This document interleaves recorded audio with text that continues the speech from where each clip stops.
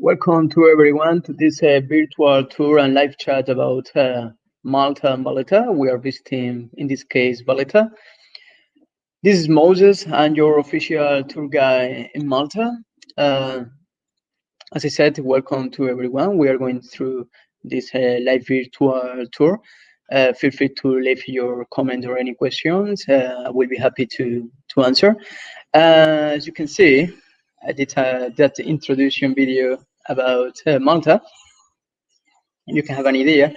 But if anyone here never have been in Malta or never heard about Malta, Malta is an island located in the Mediterranean Sea between Africa and Italy. So have a very strategical position in the Mediterranean Sea because this many civilizations have been on this island. This island have a very long history, more than 7,000 year history. We have temples older than pyramids, older than Stonehenge. One of the first people, the first civilization that we have in Malta, they were the Phoenicians. Um the Phoenicians used to call Malta in their language as Malata. That means shelter. That's the origin of the name of Malta. As you can see here, we are right now at the entrance of the city gate of Valletta, which is a fortress. And Valletta have a very interesting design. It's a grill system, as we can see here. This was very smart to make the breeze from the city get into the street and clean the street from bad smelling and keep the street fresh. As you can see, that's the first grill system in Europe. That was designed by Italian architect Francesco Laparelli. But even in Malta, in the past, in the late 19th century, we have a subway. We don't have anymore, but yeah, we can see right there uh, where it was passing the right way, the subway that was to connect Valletta, with the old capital of Endina. But even during the Second World War, Malta was heavily bombarded by the Nazis, the Axis forces. So the Maltese peoples, as you can imagine, they used the tunnels of the subway as a shelter. Uh, Here we can see on this picture the Maltese people using that as a shelter. Um, we are right now getting into the Valletta City Gate. Here we can see the plate where the Queen Elizabeth II was passing in her last visit to Valletta in 2015. Along the history, we have 5 city gates. That one that we can see right there, that is the newest one, the more recent. That's from 2015, and it was designed by very famous architect. His name is Renzo Piano. He's Italian, and he designed around the world. He designed in Spain. He designed in England, in London. Like for example, the Shard Tower we can see here. That building is by Renzo. So he designed Valletta City Gate. Uh, as well, we can see that everything is built with the traditional Maltese limestone, the typical Maltese limestone. But Malta, like really in the past, it was on the bottom of the sea, so it was covered by the sea, and the fossils, animals, everything get fossilized, and so the limestone of Malta is full of fossils, as we can see. So if you are you are having a walk there in Malta. For example, here in Valletta, we can see very well that fossils. Mhm. Right there, we have that's the new Parliament of Malta, designed by Renzo Piano, to the same architect. But curiously, we can see on the facade of the Parliament the shape of Malta, the shape of the country over there. We can see what is the island of Malta, and in the corner we can see Gozo. Mm. It represents the country. So right now we are in Republic Street. This is the main street of Valletta, across the whole city. Um, Almost 2 kilometers of street across the whole city. Today we call Republic Street because Malta today is a republic country. But in the past, we had different names. The Italian used to call La Via Reale. The British used to call the King's Way. But today we call Republic Street.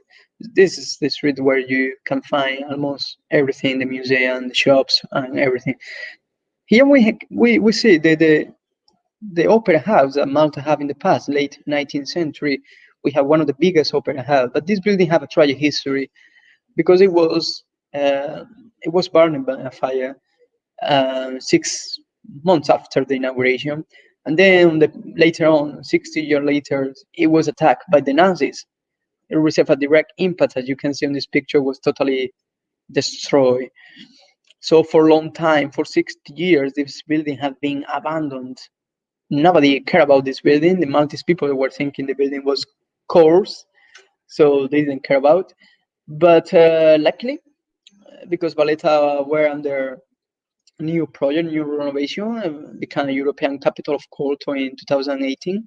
So they decided to use these ruins as an open theater, as we can see. So today is an active open theater, but at the same time, it's a silent witness from the Second World War, as we can see here. So it was designed to the structure was designed by the same architect, to the Italian architect Renzo Piano. But yeah, now during the summertime we have many performance, many things. Mostly are free. Mostly are free.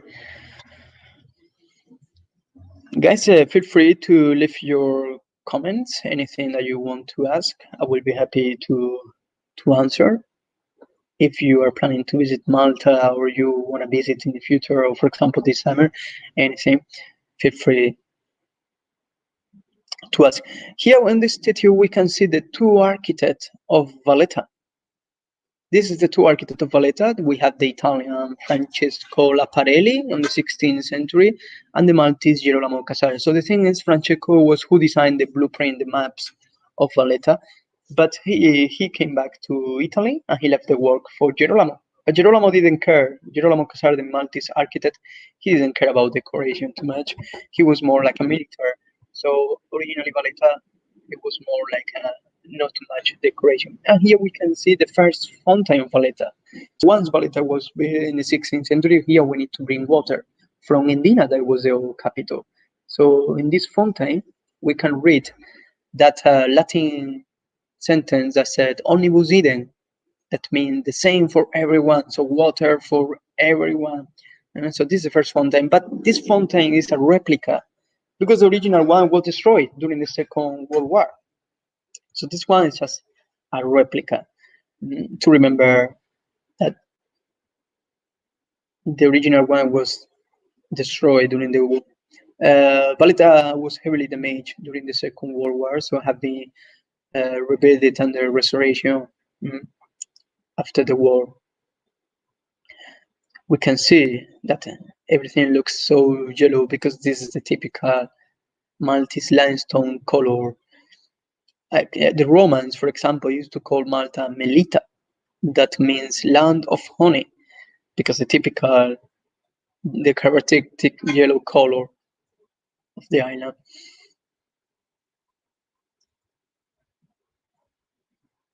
Here in the statue, this is the French grandmaster Jean Lavalette.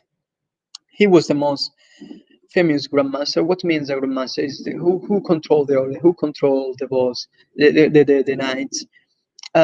He defended Malta from the Ottoman Empire in 1565. Suleiman the Magnificent, he sent to Malta around 40,000 Turks to end with the knights, to exterminate the order. Jean Lavalette defended. Because him, they survived to the Great Siege. So after the Great Siege, he defended the defense Malta. He led the defense. So after he asked to the Pope to send money to build this fortress. So because he was the founder of Valletta, so the Pope sent the money. They started to build this fortress, this city, in the year 1566. Jean Lavalette put the first stone of the foundation of Valletta right there under this church. This church is already a victory. Jean Lavalette was buried there in that church, and that's the first building in Valletta. That's the first one, the first building inside this fortress. So the Order of Malta They settled in Malta. That's why it's called like that. But originally they come from Jerusalem. These Hospitalier Knights, they were coming from Jerusalem, but they settled in Malta. So that is the flag that we can see from the Order of Malta. We have 8 points on the cross. It symbolizes the 8 language, the 8 countries, the 8 regions that build the order uh, that they were living here inside Valletta. Originally, before Valletta was built, they were living on the 3 cities, but when Valletta was built as a new city, they moved here. So every country used to build their own palace.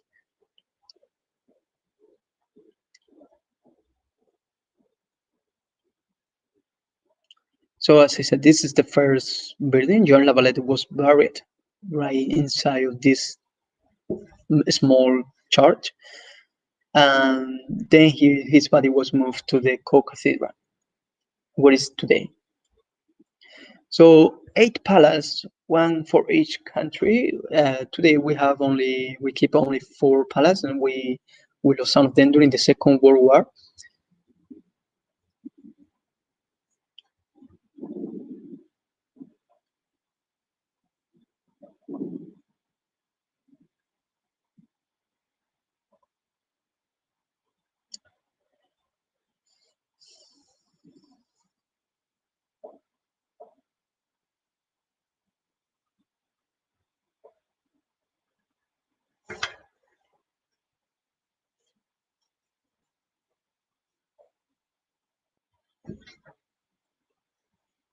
And this palace where it was shared by the Knights of Spain and Portugal. They were living inside this palace, this building.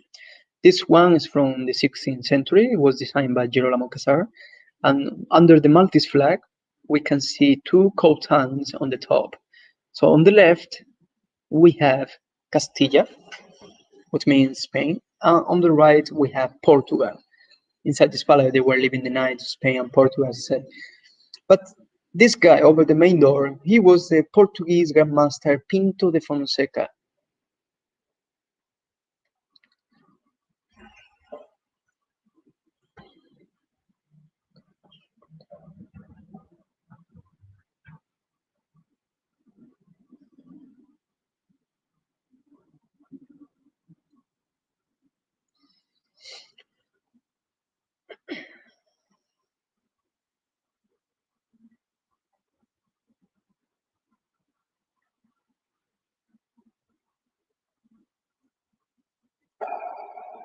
So this building, after Napoleon, here they were living. The British, they use this as a headquarter. Today is the office from the Prime Minister of Malta. It's where he works, not where he lives. But yeah, but Napoleon was living inside this palace for 6 nights before he continued his journey to Egypt. So Malta was under the French rule for 2 years. So now we are very close to the harbor. So we are getting into Upper Baraka Garden. This is the way to Upper Baraka Garden. And this statue is the Prime Minister George Ford Oliver, who defended um, and get independent for Malta and for the country in 1964. So here we are getting into Upper Baraka Gardens. This is one of the best gardens that we have on the island, one of the most beautiful. I really like to have a walk on these gardens, especially during the summertime. Here we celebrate the wine festival. Usually you pay 15 euros. They give you your cup of wine, very nice cup. Um, they give you a coupons and you can spend to drink the Maltese wine, but it's like an open bar of wine. So this garden, you can see, have a very nice views of the Grand Harbor. The Grand Harbor is one of the biggest harbors that we have in Europe, a natural one. And in front of us, we can see the famous 3 cities. That's where the knights settled in 1530 when they arrived to Malta in the 16th century. Over there, you can see the 3 cities that we used to call Vittoriosa, Copiscua, and Senglea. Senglea, in my opinion, is the most beautiful one. But Virgo Vittoriosa is very nice too. Here we have the Salutin Battery. That's a British tradition. from the 19th century. These canyons are replicas, and they used to shoot the canyons every day at 12 and noon, and then at 4 p.m. to mark the curfew. Yeah, we can see a video about the shooting.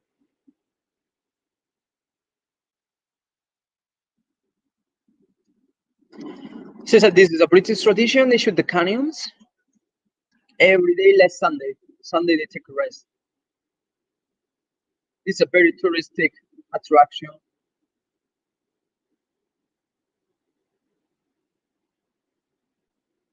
Everyone loves to see that. So you can see the balcony. It's full of people.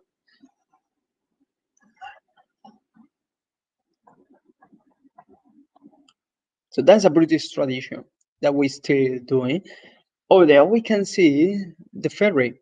That's the ferry where you can take it to go to the three cities. But that tiny boat and behind the ferry, that's the traditional Maltese gondola that I always recommend to my tourists to take it because the best way to cross from Valletta to the three cities, it costs just €2, and it's a very very nice uh, ride to go to the three cities. It's very very nice.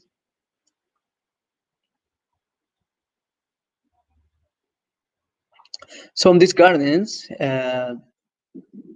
we have very nice views, as you saw. Always well decorated with these flowers, but they change it. Mm. And these gardens, you over there at the end of this corridor, you have the elevator to go down to the harbor, where you can take the Maltese gondola to cross to the three cities. But these gardens, we have many plates, like for example, this one from the United States of America, because they helped Malta during the Second World War in 1942. From Boston, Massachusetts, they came to help to Malta. Franklin Roosevelt and Winston Churchill, they met right here on these gardens. But later on in 1989, during the Cold War, Malta was elected to sign the end of the Cold War. So the Cold War in Malta, we saw in that plate. So this is we're getting close to the elevator over there. You can take the lift, go.